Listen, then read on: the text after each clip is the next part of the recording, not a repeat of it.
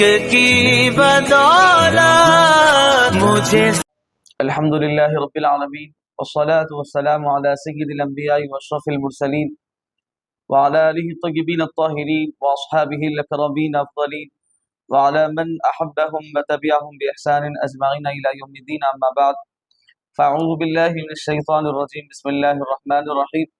ان اللہ وملائکتہ یصلون علی النبی یا ایھا الذین آمنوا صلوا علیہ وسلموا تسلیما.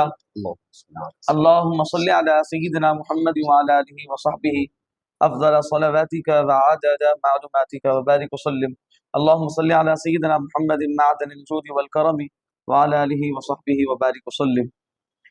اسیروں کے مشکل کشا غوث اعظم، اسیروں کے مشکل کشا غوث اعظم، فقیروں کے حاجت روا غوث اعظم. تیرے ہاتھ میں ہاتھ میں نے دیا ہے، تیرے ہاتھ میں ہاتھ میں نے دیا ہے، تیرے ہاتھ ہے لاج یا غوث اعظم. مریدوں کو خطرہ نہیں بحر غم سے کہ بیڑے کے ہے ناخدا غوث اعظم. تم ہی دکھ سنو اپنے آفت زدوں کا، تم ہی درد کی دوا دو یا غوث اعظم. محترم و مکرم ناظرین کرام، شفیق بزرگ و عزیز ساتھیوں، الحمدللہ تحریک اصلاح اعمال اور انوار اسلام نیٹ ورک کے زیر اہتمام غوث اعظم دستگیر رضی اللہ تعالیٰ عنہ کانفرنس اور پروگرام میں ہم حاضر خدمت ہے. اور ہمارے ساتھ آج جو شخصیت سوال و جواب کے سیشن میں حاضر ہے، یہ کوئی محتاج تعارف نہیں ہے. حضرت علامہ مولانا مفتی سید شاہ خلیل اللہ اویس بخاری نقشبندی مجددی قادری صاحب قبلہ، خلیفہ ابو رجا رحمۃ اللہ علیہ، ڈائریکٹر ابو الفدا اسلامک ریسرچ سینٹر. حضرت گوناگوں مصروفیات کے باوجود ہمیں وقت عنایت فرمائے. میں حضرت کو جزاک اللہ خیر احسن الجزا. اللہ سبحانہ تعالی مزید آپ سے ہمیں استفادے کا موقع عنایت فرمائے اور مزید اللہ آپ کے وقت میں برکت عطا فرمائے. اللہ آپ کے علم اور مزید ترقیاں عطا فرمائے اور سلسلے نقشبندیہ کا خصوصی فیضان اللہ آپ پہ جاری فرمائے. الحمدللہ سیشن کا ایک حصہ مکمل ہو چکا ہے. دوسرا سیشن ہم جو ہے کر رہے ہیں. سب سے پہلے یہ بات یہ کہ سوال ہوتا ہے جیسے کہ کیونکہ غیر مقلدین زیادہ اس ٹاپک پہ جو ہے سوالات کرتے ہیں اور لوگوں کے ذہنوں میں یہ ڈالتے ہیں کہ جیسے غوث پاک رضی اللہ تعالیٰ عنہ نے کہا کہ میرا قدم ہر ولی کے گردنوں پر ہے. غوث پاک کیوں فرمائے؟ صدیق اکبر تو ساروں میں افضل ہے، یہ صدیق اکبر کیوں نہیں فرمائے تمام انبیاء میں؟ پھر اگر صدیق اکبر نہیں تو مولا کائنات رضی اللہ تعالیٰ عنہ سے ولایت کا آغاز ہوا، انہی سے ساروں کو فیض ملتا ہے، تو پھر مولا کائنات یہ کیوں نہیں بولے کہ میرا قدم ہر ولی کے گردنوں پر ہے؟ غوث پاک کیوں بولے؟ بسم اللہ الرحمن الرحیم. سب سے پہلے تو اس سوال جواب کے سیشن کے دوسرے حصے پر میں دونوں حضرات کو اور دونوں تنظیموں کو مبارکباد پیش کرتا ہوں کہ وقت کی ضرورت کے مطابق اور جو چیلنجز ہوتے ہیں اس کو ٹیکل کرنے کے لیے اور اس کا سامنا کرنے کے لیے ان محافل کا، ان نشستوں کا اہتمام کیا جاتا ہے. سوال ہے بڑا تھوڑا سا ٹیکنیکل بھی ہے، تھوڑا بعض وقت ہمارے اہل سنت والجماعت کے حضرات بھی سنتے ہیں تو تھوڑا سا تردد کا شکار ہو جاتے ہیں، پریشان ہو جاتے ہیں کہ بھئی سوال کا جواب کیا ہو سکتا ہے.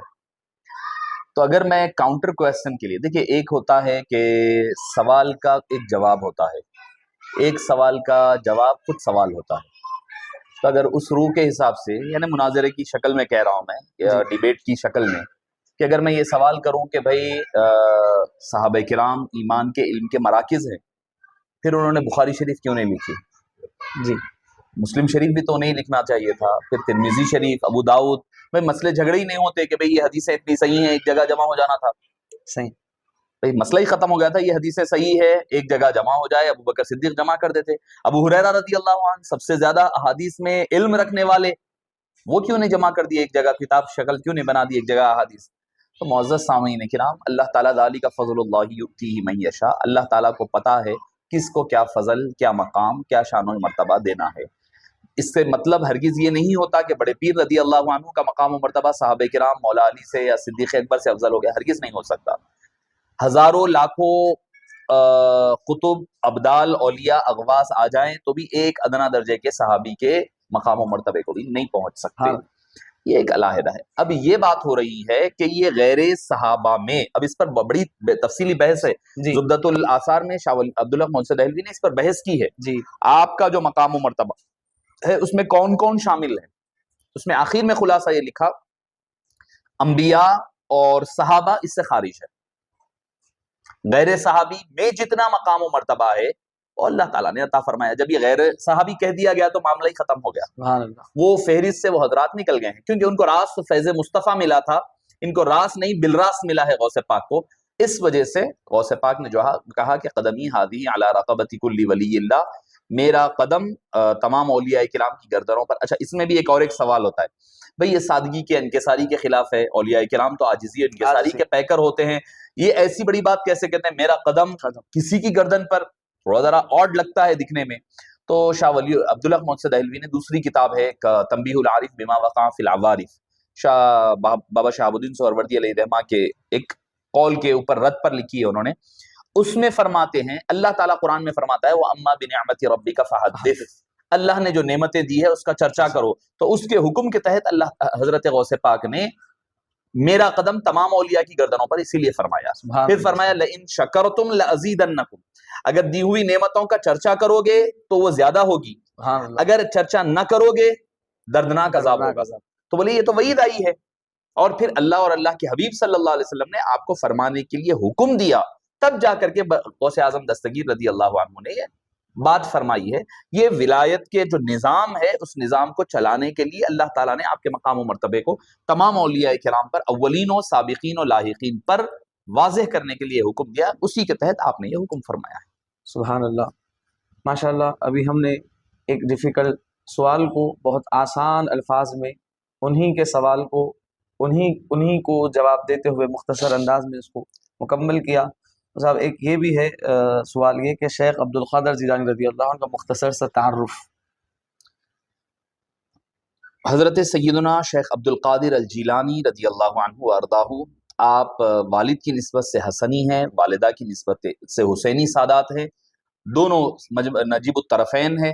اور آپ کی ولادت باسعادت سے پہلے تفریح الخاطر میں ملتا ہے کہ ملا علی قاری رحمۃ اللہ علیہ نے بھی نقل کیا ہے کہ آپ صلی اللہ علیہ وسلم نے آپ کے والد ماجد کے خواب میں تشریف لائے اور ارشاد فرمایا یا ابا صالح آتاک اللہ ابنا سیکون لہ شأن بین الاولیاء والاقطاب، سیکون محبوبی و محبوب اللہ، میرا بھی محبوب ہوگا اللہ کا بھی محبوب ہوگا، وسیکون لہ شأن بین الاولیاء والاقطاب، اولیاء اور اقطاب میں اس کی ایسی شان ہوگی کشأنی بین الانبیاء والرسل، جیسے میری شان انبیاء اور رسولوں میں ہے، اولیاء اور اقطاب میں ان کی وہ شان ہوگی.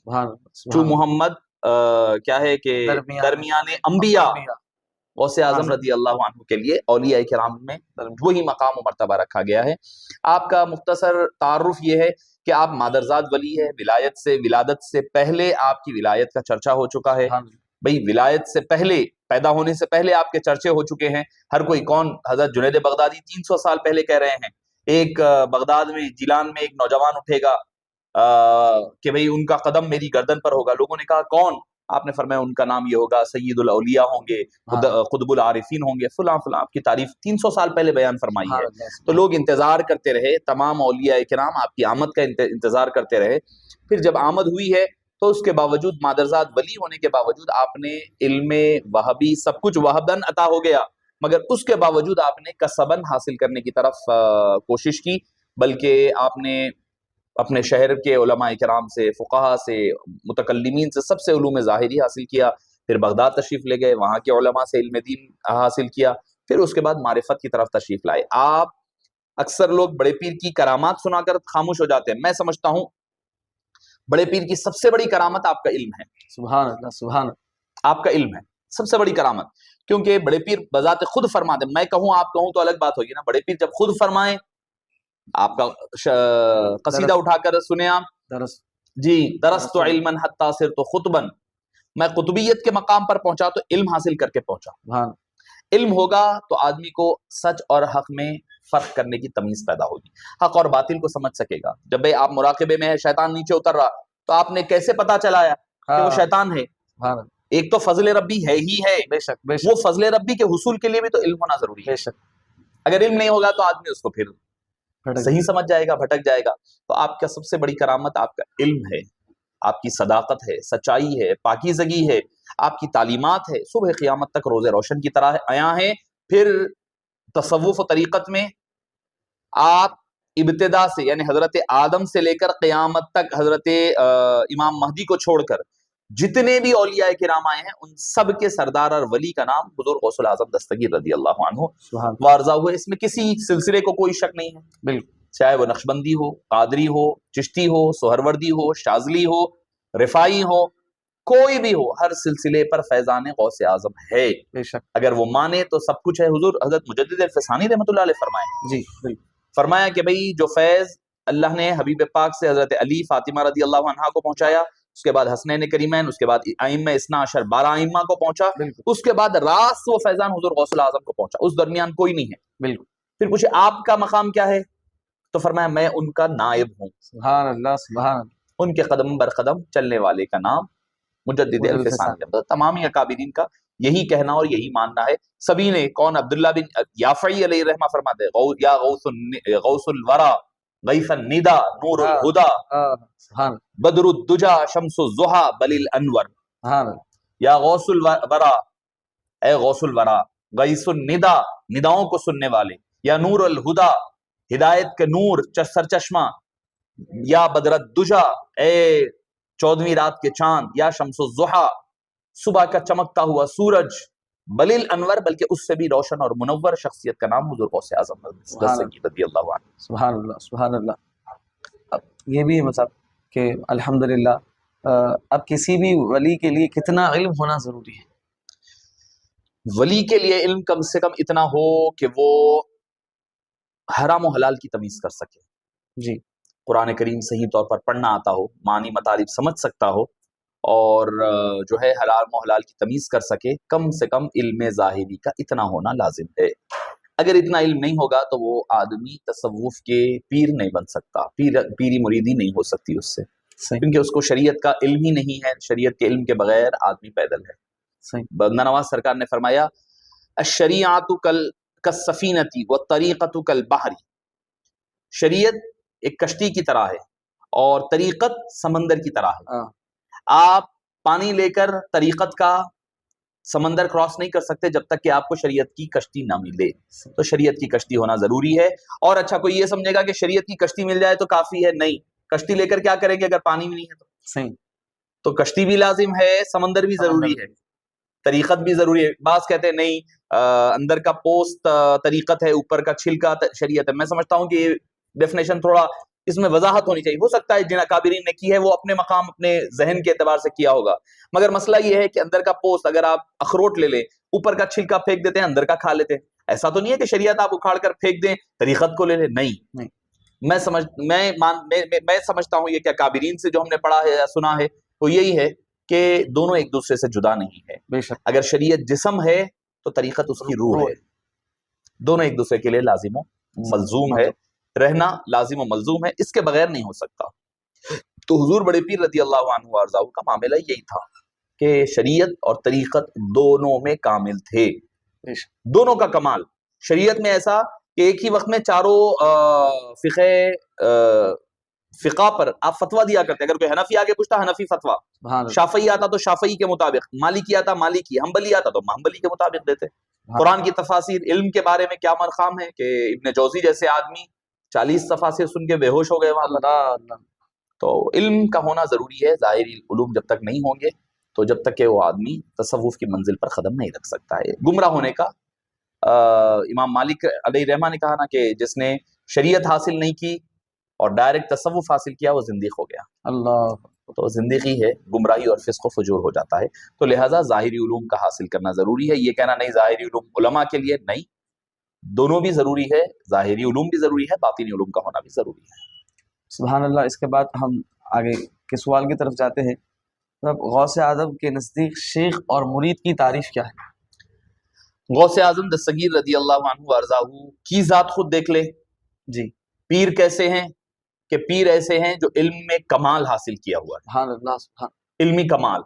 عبادات کا معاملہ ایسا ہے کہ آپ کے مریدین فرماتے ہیں کہ رات ہمارے ساتھ مغرب عشاء کی نماز پڑھتے، فجر کی نماز پڑھتے، سبحان مگر درمیان میں غائب ہو جایا کرتے، یعنی اللہ کی یاد میں جنگلات کی طرف تشریف لے جاتے۔ کئی سال آپ نے 25 سال آپ نے ریاضات و مجاہدات کیے ہیں جنگلات میں۔ اور پھر پیر کی اور ایک بات، پیر کیسے، آپ زبانی طور پر کہنا ایک اور بات ہے، مگر عملی طور پر دیکھ لیں، آپ کی سیرت پاک میں ملتا ہے کہ رات ہو جاتی تو اپنے شاگرد جو آپ کی خانقاہ میں رہا کرتے، مدرسے میں رہا کرتے، ان کے حجروں میں، کمروں میں لائٹ جلانے کے لیے، چراغ جلانے کے لیے اپنے شہزادے کو بھیجا کرتے کہ وہ جائیں، جا کر کے ان کے کمروں میں چراغ جلائیں۔ اللہ پیر ایسا ہوتا ہے۔ اللہ، اور پھر پکا ہوا کھانا خود لا کر کے سرو فرمایا کرتے۔ اوہ سبحان پیر یہ ہوتا ہے۔ پیر مریدی کیا ہوتی ہے؟ پیر بتا رہے ہیں بن کے کہ پیر بنو، اللہ، بننا ہے، اگر میرے حقیقی قادری بننا ہے، میرے جانشین بننا ہے۔ مجھے بڑی خوشی بھی ہوئی، حقیقتاً بڑی خوشی ہوئی دیکھ کر کہ یقیناً بڑے پیر کا جو یہ عمل مبارک تھا وہ یاد آ گیا۔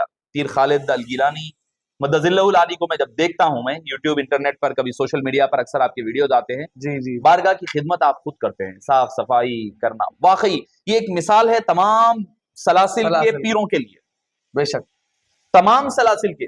بھئی بڑے پیر کی بارگاہ کا سجادہ نشین نقیب جو ہے وہ یہ کر رہا ہے، تو مجھے تو لگتا ہے کہ بھئی اس سے بڑا تو کوئی اور مقام ہو ہی نہیں سکتا۔ وہی لاک کھول رہے ہیں، وہی لاک کھول رہے ہیں، وہی جھاڑو جھٹکا کر رہے ہیں، وہی گنبد پاک کو دھو رہے ہیں، مزار پاک کو صاف صفائی کر رہے ہیں، پھر کھانے کا جب معاملہ، کھانے کا معاملہ خود تقسیم کر رہے ہیں۔ تو مجھے یقیناً بڑے جو ہوتے ہیں وہ بڑے ہوتے ہیں۔ مجھے بڑی خوشی ہوتی ہے میں جب پیر خالد الگیلانی مدظ اللہ العالی کو دیکھتا ہوں کہ وہ اپنے دست مبارک سے صفائی کرتے ہیں، کام کرتے ہیں، تو یہ ایک سارے پیروں کے لیے ایک اسوہ اور نمونہ ہے۔ اب رہی بات مرید کی، تو بحیثیت مرید آپ کیسے رہے ہیں؟ حضرت مبارک المخزومی علیہ رحمہ یا کسی اور پیر کے پاس آپ تشریف لے گئے، بغداد کی کڑاکے کی سردی ہے، اس کے باوجود آپ نے ان کے گھر پر جا کر دستک دینا گوارا نہ کیا، رات بھر سردی میں ٹھہرے رہے، ادب بتلا رہے ہیں کہ مرید ایسا ہو۔ پیر کیسے ہیں خود بتایا، مرید کیسے ہیں خود بتایا۔ اب مرید کے بارے میں ایک جو آپ اپنے تذکرہ قادریہ میں فرماتے ہیں، فرمایا کرتے ہیں، اے میرے مرید سرشار عشق الہی ہو، خوش رہ اور بے باک ہو، اور خوشی کے نغمے گا، اور اطاعت میں جو چاہے کر، کیونکہ میرا نام بلند ہے۔ اے میرے مرید کسی سے ڈر مت، اللہ میرا پروردگار ہے، اس نے مجھے وہ بلندی عطا فرمائی ہے کہ جس سے میں نے اپنے مطلوبہ آرزو کو پا لیا ہے۔ آپ اپنے مریدین کو فرما رہے ہیں کہ اپنے مریدین کے لیے کہ تم خوفزدہ نہ ہو، اللہ کی بندگی میں اپنی زندگی گزارا کرے۔ تو پیر اور مرید کیسے رہنا خود بڑے پیر نے بن کر بتلا دیا ہے۔ اس کے اندر اور ایک سوال شامل کرتے ہیں صاحب کہ آج کل یہ ہو گیا ہے کہ آپ دیکھ رہے ہیں کہ بھئی اب اگر مرید ہو گئے تو ان کو جو ہے پیر صاحب کی جانب سے جو ہے ان کو جنت کی بشارت دے دی جا رہی کہ اب آپ کو نماز روزے کی ضرورت نہیں ہے، آپ کے پیر آپ کی نماز جی پڑھ لیں گے، آپ کے پیر بلند درجے پر فائز ہے۔ اب آپ مرید ہو گئے، اب یہ ساری چیزیں آپ کی حل ہو گئی، مشکل بھی حل ہو گئی، آپ کا کاروبار کا بھی مسئلہ حل ہو گیا، اب تو دکانیں لگی ہوئی ہے، اب تو باضابطہ پوسٹر چھپتے ہیں کہ بھئی آپ بس مرید ہو گئے، آپ جو ہے آپ فارغ ہو گئے۔ یہ بالکل جہالت والی بات ہے۔ یہ اگر کوئی پیر ایسا کہتا ہے تو پلے درجے کا جاہل ہے، وہ پیر ہی نہیں ہے۔ صحیح۔ اور اگر مرید ایسا سمجھتا ہے تو وہ بھی جاہل ہے، اس کو دوبارہ سے اپنے اعمال کی طرف متوجہ ہونا پڑے گا۔ ایسا بالکل نہیں ہو سکتا کہ آپ کوئی عمل نہیں بھی کرے تو آپ جنت میں چلے جائیں گے، کسی کے اوپر کوئی ٹھیکہ نہیں لیا ہوا ہے، اور یہاں تک کہ اللہ اور اللہ کے رسول کے اوپر بھی یہ لازم نہیں ہے کہ وہ آپ کو بخش کر شفاعت کر کر کے جنت میں لے جائے۔ وہ کریں گے، ان کا کرم ہوگا، مگر ان کے لیے لازم نہیں ہے۔ صحیح۔ شفاعت کا یہ کانسیپٹ کلیئر ہونی چاہیے کہ بھئی وہ لازم نہیں ہے اللہ کے لیے کہ بخشے۔ بے شک، بھئی آپ تھوڑی زبردستی کر سکتے ہیں، وہ تو اس کی مرضی ہوگی۔ بے شک، حبیب پاک شفاعت کریں گے اپنی مرضی سے کریں گے، بے شک، آپ کی زبردستی چلنے والی نہیں ہے کہ صرف بیعت ہو جانا اس چیز کی ضمانت نہیں ہے کہ آپ کے لیے سارے عمل چلے جائیں۔ خود بڑے پیر کو دیکھ لو نا، پیدائشی ولی ہے، بے شک، جنگلات میں 40 دن بھوکے ہیں، اللہ فرما رہا ہے کھا، نہیں کھا، میری قسم دے کر، قسمیں دے دے کے کھلاتا ہے پلاتا ہے تجھے، وہ قسمیں دے کر کے کھلا رہا ہے۔ تو یہ ریاضات مجاہدات ضروری، بڑے پیر سے دیکھ لو نا، آپ دور نہ جائیں، جی دور نہ جائیں، بڑے پیر سے دیکھ لیں۔ بھئی مادرزاد ولی ہے، آپ جب 10 سال کی عمر میں مدرسہ جا رہے ہیں، کہا جا رہے ہیں اللہ کا ولی ہے، اس کے باوجود آپ علم حاصل کر رہے ہیں۔ بے شک، سبحان اللہ۔ تو لہٰذا یہ جہالت والی بات کرنا بالکل درست نہیں ہے۔ اگر کوئی ایسا کہہ رہا ہے تو وہ پیر بھی جاہل ہے اور مرید بھی جاہل ہے، ضعف الطالب المطلوب ہے۔ اس کے اندر اور ایک تنزیہ طور پہ سوال کہ غوث پاک کا یہ جملہ ہے کہ مریدی لا تخف کہہ کر مریدوں کو تسلی دی۔ غوث پاک کا تو یہ ہے کہ فرمان کہ بھئی ان کا مرید جب تک نہیں مرے گا، جب تک توبہ نہیں کرے گا، کہ کون سے مریدوں کے لیے غوث پاک فرمائے؟ بھائی کم سے کم غوث پاک کے تو راستے پر رہے، جی کہیں اور راستے پر نہ رہے، کم سے کم غوث پاک کے راستے پر رہے۔ غوث پاک جو ہے آپ، ایک ہوتا ہے بھاگا ہوا غلام، ایک ہوتا ہے وفادار غلام۔ جی جی بھائی غوث پاک کے سامنے بھی کم سے کم آپ ٹھہرنے کے اپنے آپ کو قابل بنا لیں، صحیح۔ وفادار غلام بن کر کے جائیں۔ بھاگا ہوا غلام ہو کہ صورت دکھانے کے قابل نہیں ہے، اللہ جھنڈ میں چلے جا رہے ہیں، بس کہیں اللہ نظر پر آنکھ ملانے کے قابل نہ رہے، ایسا غلام تو بن کر نہ جائیں۔ ایسا غلام بن کر جائیں غوث پاک آتا ہوا دیکھ کر کہیں یہ دیکھو میرا غلام آ رہا ہے، اس پر رش کرے، یہ غلام بن کر کے جائیں۔ سبحان اللہ سبحان یقیناً وہ توبہ، بخشش، مغفرت یقیناً ہے، لا تخف کا جو حکم ہے یقیناً ہے، مگر اس سے عمل سے بے پرواہ ہونا کوئی بھی، بڑے پیر نے خود نہیں فرمایا، بڑے پیر رضی اللہ عنہ نے خود فرمایا کہ تمہارے اور کافر کے درمیان فرق کرنے والی شے نماز ہے، حدیث پاک کی روشنی میں فرمایا سبحان اللہ بے شک۔ کہ میرا مرید نماز سے بے پرواہ نہیں ہو سکتا، میرا مرید نیک کاموں سے بے پرواہ نہیں ہو سکتا۔ بڑے پیر کی خود زندگی دیکھ لینا۔ ہاں وہ جو آپ نے فرمایا ہے کہ میرا اللہ سے رابطہ ایسا مضبوط، ایسا محکم ہے کہ جب تک کہ میں اس کی بخشش نہیں کرواؤں گا، اللہ سے میں محاجہ ہوگا، اللہ سے جو ہے لاڑ ہوگا، وہ میں لڑائی نہیں کہوں گا، محاجہ ہوگا، بلکہ وہ لاڑ و پیار، محبت کا اظہار ہوگا، وہ الگ بات ہے، ان رب کا عبد کا معاملہ ہے، وہ اللہ کے ولی کا معاملہ ہے۔ مگر ہم اپنے آپ کو یہ کہہ کر کے تنِ آسانی میں نہ رکھ لیں کہ ہم کچھ بھی نہیں کریں گے، حرام بھی کھائیں گے، چوری بھی کریں گے، سب کریں گے، بڑے پیر بخشوا لیں گے۔ نہیں، بڑے پیر خود ایسا رہے گا، فرمائیں گے اے باری تعالیٰ انہوں نے میرے راستے پر، بھئی بڑے کم سے کم میں کہہ رہا ہوں بڑے پیر کے خود راستے پر چل جائیں تو بیڑا پار ہو جائے گا۔ سبحان اللہ۔ اس کے بعد ہم اور ایک سوال کی طرف جاتے ہیں۔ غوث پاک رضی اللہ عنہ کی تعلیمات میں صفائی قلب غوث اعظم کی نظر میں قلب کی صفائی۔ دیکھیے کہ اولیاء کرام کا مشن ہی یہ ہوتا ہے، جیسے میں نے ابتدائی جو پہلے سیشن میں نے کہا ہے کہ علماء کرام کا معاملہ یہ ہے کہ علماء کرام یعلمہم الکتاب کی طرف توجہ دیتے ہیں اور صوفیاء کرام یزکیہم کی طرف توجہ دیتے ہیں۔ سبحان حالانکہ بڑے پیر کے دور میں تو یہ تھا کہ دونوں ایک ہی برتن سے ملا کرتا تھا، بے شک۔ یعلمہم الکتاب و یزکیہم والکتاب والحکمہ، سب ایک جگہ ہوتا تھا، جو آتا جو مقصد کے لیے آتا وہ مقصد پورا اسی مقام پر ہو جایا کرتا۔ مگر اب چونکہ علیحدہ علیحدہ ہو گیا ہے، اسی لیے تزکیہ نفس کے حوالے سے بڑے پیر رضی اللہ عنہ ارضاہ نے بڑی توجہ فرمائی ہے، اور خود آپ کا جو مشہور واقعہ ہے، ظاہری علوم پورے مکمل ہو جاتے، جب تفاسیر ہو جاتی، ہونے کے بعد فرماتے کہ نحن رجعنا من القال الى الحال، اب ہم قال سے حال کی طرف جاتے ہیں، اللہ اکبر کی ضرب لگاتے تو بیٹھے ہوئے لوگ اپنی روح پرواز ہو جاتے، اللہ، یعنی اس قدر آپ صفائی کی طرف متوجہ دیتے۔ اور کون ہے کہ میں نام بھول رہا ہوں، ابن قدامہ، وہ فرماتے ہیں کہ میں صرف 13 دن آپ کی مجلس میں رہا، میں نے فقہ حنبلی اور ساتھ ہی ساتھ فقہ حنبلی کے ساتھ ساتھ اپنے دل کی صفائی مکمل، سلوک مکمل کر، صرف 13 دن۔ سبحان تو آپ اندازہ لگائیے کہ آپ کا انداز کس قدر نمایاں اور واضح تھا صفائی قلب کی طرف، تزکیہ نفس کی طرف۔ آپ کا مقصد ہی یہ تھا کہ بندوں کو اللہ سے جوڑنا۔ محفل گھر پر، آپ کے مدرسے میں، آپ کے خانقاہ میں رکھا کرتے، رکھنے کا مقصد ہی یہ ہوتا کہ آپ بڑے پیر رضی اللہ عنہ وارضاہ یہ کام کے لیے، اور آپ خود فرماتے ہیں آپ کے کہ جو بندہ اللہ کی معرفت حاصل نہ کرے، آپ فرماتے ہیں کہ وہ میری نظر میں شیطان بن جاتا ہے، اللہ، یعنی جس کا دل صاف نہ ہو وہ میری نظر میں پھر شیطانی کی طرف چلا جاتا ہے۔ اور آپ فرماتے گناہگار گناہوں کے باعث اور پرہیزگار اطاعت و عبادت کی وجہ سے مجھ سے محبوب ہیں اور میری دید سے محروم ہے، یعنی جو بندہ گناہوں سے زیادہ لدا ہوا ہے، جس کا دل پاک نہیں ہے، تو میری دید سے دور ہو جایا کرتا ہے۔ جو قلب کو صاف کرتا ہے وہ میرا محبوب ہوتا ہے اور میرے دل کے قریب ہوا کرتا ہے۔ سبحان اللہ۔ اور ایک ماشاءاللہ اس کے بعد صفائی قلب کے بارے میں ہم نے بھی سوال کیا اور اس کا آسان الفاظ میں جواب الحمدللہ ملا۔ اس کے بعد اور ایک سوال کہ غوث اعظم رضی اللہ عنہ کو اولیاء کا سردار کیوں بنایا گیا؟ دیکھیے کہ کیوں بنایا گیا، جیسے میں نے کہا ذالک فضل اللہ یؤتیہ من یشاء، اللہ جس کو جو مقام عطا فرمانا چاہتا ہے فرماتا ہے۔ البتہ ایک روایت جو امام احمد رضا خان فاضل بریلوی علیہ رحمٰن نے اپنے فتاوے میں لکھا ہے، وجہ لکھی ہے، جی فاضل بریلوی علیہ رحمت و رضوان نے لکھا ہے، وہ یہ ہے کہ شب معراج کا ایک واقعہ ذکر فرمایا ہے کہ جس وقت براق جو ہے بدکنے لگا، اس وقت حضور سیدنا غوث العظم رضی اللہ عنہ کی روح مبارک نے اپنا کاندھا آقا کریم علیہ الصلوۃ والسلام کے لیے قدم مبارک کے لیے پیش کیا. یہ فتاوی رضویہ میں ملتا ہے آپ کو باضابطہ طور پر. یہ فتاوی رضویہ میں حضرت سیدنا غوث اعظم رضی اللہ عنہ کے حوالے سے امام احمد رضا خان فاضل بریلوی علیہ رحمۃ الرضوان نے نقل فرمایا. تو فرماتے ہیں اس وجہ سے چونکہ انہوں نے اپنا سر، اپنا کاندھا آقا کریم علیہ السلام کے قدم مبارک کے لیے پیش فرمایا، اللہ تعالیٰ نے وہ سر کو بلند کرنے، وہ قدم کو بلند کرنے کے لیے تمام اولیاء کرام کے سروں پر ان کے سر کو رکھا ہے. اور رہی بات اب غوث العظم ہے، غوث العظم کا ایک تو غوث ایک ٹرمینالوجیز میں سے ایک ٹرمینالوجی ہے جی. یہ اہل تصوف کے ہاں غوث، ابدال، اختاب، اوتاد، قطب یہ ساری چیزیں ہوتی ہے. اور لہذا چونکہ سارے اولیاء کرام کا سردار بنایا گیا اسی لیے آپ کو غوث العظم کہا گیا. اب کہنے میں اعتراض ہوتا ہے غوث العظم تو اللہ ہے،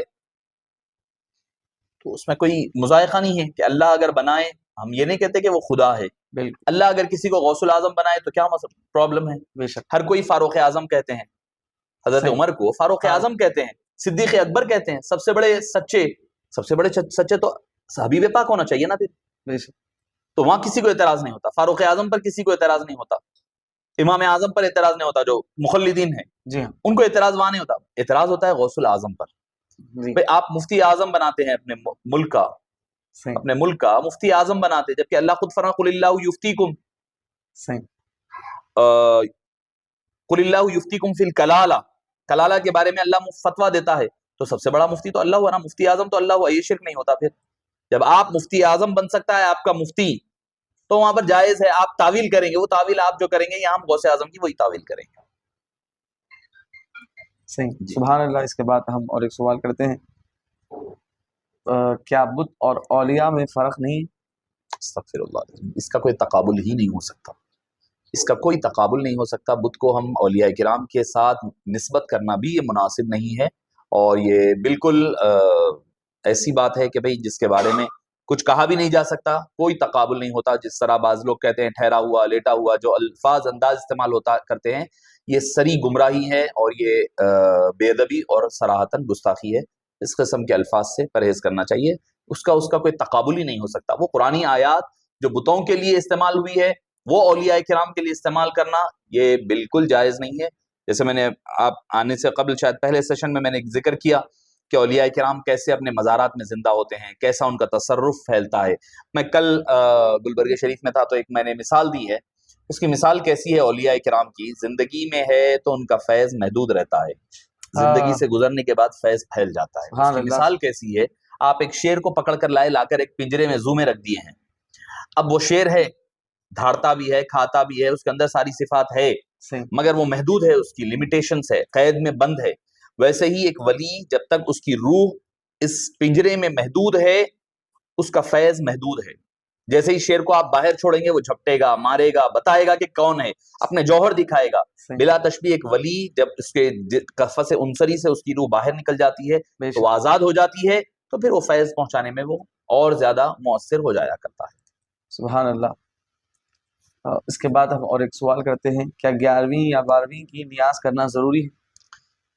دیکھیے کہ یہ ضروری یا فرض یا واجب نہیں ہے، یہ اپنی اپنی عقیدتوں اور محبتوں کا معاملہ ہے کہ اگر آپ کو جس سے جتنی محبت ہوتی ہے آدمی اس کا چرچا، اس کا ذکر اتنا زیادہ کرتا ہے.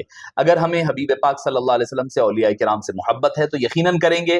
اس کے جواز، اس کے جائز طریقہ کار پر بحث نہیں ہوگی، بلکہ محبت آپ سے وہ عمل کروائے گی. اگر محبت نہیں ہے تو آپ مت کریے، اس کے اوپر کوئی آپ کے اوپر فتویٰ نہیں لگتا. مگر کرنے والوں کو شرک اور کفر کا فتویٰ لگانا یہ بالکل درست و جائز نہیں ہے. 11ویں ہو، 12ویں ہو، چاہے زیارت ہو یا چہلم ہو، چاہے برسی ہو، یہ سارے کے سارے ایصال ثواب کے کام ہیں. ایصال ثواب کی دلائل قرآن اور حدیث سے ثابت ہیں. سبحان اللہ، ماشاء اللہ. اس کے بعد ہم اور ایک سوال کرتے ہیں، غیر اللہ سے مدد مانگنا کیسے؟ غیر اللہ سے مدد مانگنا، جیسا کہ پہلے سوال ہو چکا ہے کہ غیر اللہ سے سوال مانگنا بالکل جائز ہے، یہ سوچتے ہوئے کہ اللہ حقیقی مدد فرمانے والا ہے اور اس کے حکم سے، اس کے اذن سے، اس کی اجازت سے اولیاء اللہ بھی مدد فرمانے والے ہیں. اس طریقہ کار سے ہے تو یہ غیر اللہ سے سوال جائز ہوگا. اس سیشن کا آخری سوال، کرامات کا ثبوت قرآن اور حدیث کی روشنی.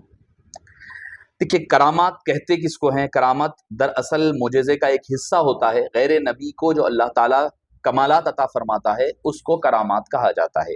اور کرامات مقصود نہیں ہوتا ہے، محمود ہوتے ہیں. مقصود نہیں ہوتے، محمود ہوتے ہیں. کہ ضروری نہیں ہے کہ کوئی ولی ہو اس کی کرامات لازماً ہو.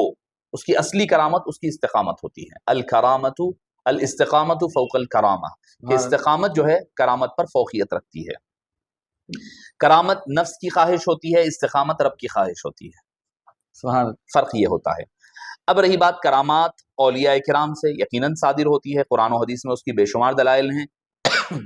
حضرت بی بی مریم علیہ السلام کے لیے اللہ تعالیٰ ان کے حجرے میں تازہ ترین پھل جنت سے پہنچایا کرتا ہے، اور قرآن کریم میں اس کا ثبوت ہے.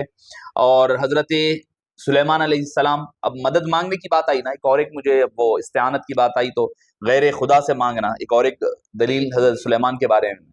قال یا ایھا الملأ ایکم یأتینی قبل ان یأتونی یا ایھا الملأ، اے میرے ساتھیو، اے میرے مجلس میں بیٹھنے والے ہو، کہ تم میں کا کون ہے جو وہ خاتون کے آنے سے پہلے یہاں لے کر آئے. حضرت سلیمان علیہ السلام کی حکومت ہواؤں پر ہے، وہ اللہ سے دعا کر سکتے ہیں، نبی ہے، مگر وہ غیر خدا کو بول رہے ہیں کون میری مدد کرے گا اس معاملے میں. تو غیر خدا سے مانگنا یہ جائز ہی نہیں، اجازت بھی ہی نہیں بلکہ جائز بھی، اس کی دلیل قرآن سے ہے. تو آصف برقیہ جو نامی شخص جو تھے، اور وہ گئے جا کر کے بڑی دور سے ان کا وزنی تخت لا کر کے حضرت سلیمان کے سامنے پیش کیا. کرامات یہ واضح ہے، ثابت ہے. اور اصحاب کہف کی کرامات ثابت ہیں، بے شک قرآن کریم میں اس کا حصہ ہے، ذکر ملتا ہے. اور کرامات جو ہے بے شمار کرامات کا ذکر اشارتاً اور کنایتاً قرآن کریم میں واضح ہے. اب رہی بات احادیث طیبہ میں، احادیث طیبہ میں بھی بے شمار صحابہ کرام کی کرامات کا تذکرہ ملتا ہے. حضرت عمر فاروق مسجد نبوی میں ٹھہر کر حضرت ساریہ کو نہاوند میں پکار رہے ہیں، کرامت ہے یا ساریہ الجبل. آپ جب مدینہ پاک میں زلزلہ کے مضافات میں زلزلہ ہونے لگا، جا کر اپنی لکڑی کو ٹیکا ٹیک کر کے کہنے لگے اے زمین اگر عمر تجھ پر انصاف نہیں کرتا تو زلزلہ کر حل، اگر نہیں تو خاموش ہو جا. زمین اسی وقت خاموش ہو گئی. حضرت عمر فاروق کی کرامت مشکات المصابی میں یہ واضح طور پر حدیث پاک حضرت سفینہ کی ملتی ہے. اپنے قافلے سے جدا ہو گئے، جو کر جنگل کی طرف نکل پڑے. جب جنگل میں گئے تو ایک شیر سے سامنا ہوا، کہنے لگے جب وہ قریب آنے لگا انا مولا رسول اللہ صلی اللہ علیہ وسلم، میں مصطفیٰ کریم کا غلام ہوں. جب یہ کہا تو وہ شیر دم ہلاتے ہوئے آپ کے ساتھ ساتھ چل کر آپ کو جنگل کے باہر تک لے آ کر چھوڑ گیا. یہ حدیث پاک ہے، یہ مشکات المصابی کی حدیث پاک ہے جس میں ہر کوئی پڑھتا ہے. مشکات المصابی تو قرآن اور حدیث میں اولیاء کرام کی کرامات کا تذکرہ بخوبی بہتر انداز میں ملتا ہے، اور ان کی کرامات کا تذکرہ ملتا ہے. پھر ایک مرتبہ کہوں گا کہ کرامات اصل مقصود نہیں ہوتا، استقامت اصل، شریعت پر پابندی اصل مقصود ہوتا ہے. اولیاء کرام وہی سب سے زیادہ عمل کر کر کے بتاتے ہیں کہ شریعت مطہرہ پر پابندی ہو، یہی سب سے بڑی ان کی کرامت ہوا کرتی ہے. سبحان اللہ، ماشاء اللہ، الحمدللہ. ہمارا پروگرام اختتامی مراحل پر آ چکا ہے. ایک آخری سوال کہ تحفظ ناموس رسالت کس کی ذمہ داری ہے، اور ہم ہندوستان میں ناموس رسالت کا کس طریقے سے تحفظ کر سکتے ہیں؟ دیکھیے، تحفظ ناموس رسالت ہر ایک کی ذمہ داری ہے، ہر ایک کا، علماء ہو، مشائخین ہو، زعماء ہو، عام آدمی ہو، ہر ایک کی ذمہ داری ہے. اب چونکہ یہاں کا قانون جو ہے اس قانون کو فالو کرتے ہوئے آپ قانوناً جو ہے اس کے خلاف کیسز بک کروا سکتے ہیں، ایف آئی آر کروائی جا سکتی ہے، کروا کر کے اس کو قانونی شکنجے میں جکڑا جائے، اور اپنے قائدین حکومتوں سے، ریاستی حکومتوں سے مطالبہ کیا جائے کہ ایسا سخت قانون بنائے کہ اگر کوئی بھی آدمی اس قسم کی ہرزہ سرائی کرتا ہے کسی بھی مذہب کے خلاف، کسی بھی پیشوا، کیونکہ اگر ہم خالی سرکار کی بات کریں گے تو شاید لوگ نہیں مانیں گے. تو آپ یہ کہیے اس میں ایڈ کرتے ہوئے کہ بھئی سارے مذاہب کے لوگوں کو شامل کر لیں، جو بھی مذہبی پیشوا کی بے ادبی اور گستاخی کرے گا تو اس کے لیے ایک سزا ہونی چاہیے. یہ اگر آپ بات کہیں گے تو عین ممکن ہے کہ وہ آپ یہ بات کو قانونی درجہ دیں، اور اس سے جو ہے بہت حد تک اس پر عمل آرائی ہو سکتی ہے. اس سے بڑھ کر آپ عمل کے ذریعے سے آقا کریم علیہ السلام سے اپنی نسبتوں اور وابستگی کا اظہار کر سکتے ہیں. اللہ سبحانہ و تعالی ہمارے اس سیشنز کو اپنے دربار میں قبول فرمائے، اور اس کو اللہ سبحانہ و تعالی لوگوں کو استفادے کا اس سے موقع عنایت فرمائے، اور اللہ سبحانہ و تعالی ہمارے اس مجلس کو قبول فرمائے. میں حضرت سے گزارش کرتا ہوں کہ آپ دعا فرما کر الحمدللہ رب العالمین اللہم صلی علی سیدنا محمد وعلی آلہ وصحبہ وبارک وسلم۔ اے باری تعالیٰ، یہ جو نشست رکھی گئی تھی اس کو شرف قبولیت عطا فرما۔ آمین اے پاک پروردگار، جو کچھ کہا اور سنا گیا اس کو قبول فرما۔ اگر اس میں کوئی سہون اور باری تعالیٰ خطان کوئی بات قرآن و سنت کے خلاف کہی گئی تو اپنے فضل و کرم سے آقا کریم علیہ السلام اور بزرگوں کے صدقے و طفیل اسے معاف فرما دے۔ آمین باری تعالیٰ اولیاء کرام کے صدقے و طفیل ہماری ظاہر اور باطن کو سنوار دے، ان کی تعلیمات پر عمل پیرا ہونا ہمارے لیے آسان بنا دے، آمین اولیاء کرام کو ماننے اور سچی محبت کرنے اور ان کے بتائے ہوئے طریقے پر چلنے کی توفیق نصیب فرما۔ آمین جو باری تعالیٰ جناب مولانا زید عالم صاحب اور مولانا شیخ فیروز صاحب دونوں کو باری تعالیٰ دین دنیا اور آخرت کی بھلائیاں عطا فرما اور ان سے دین کا اور کام لے لے۔ صلی اللہ تعالیٰ وسلم علی سیدنا محمد وآلہ وصحبہ اجمعین والحمد للہ۔ وہ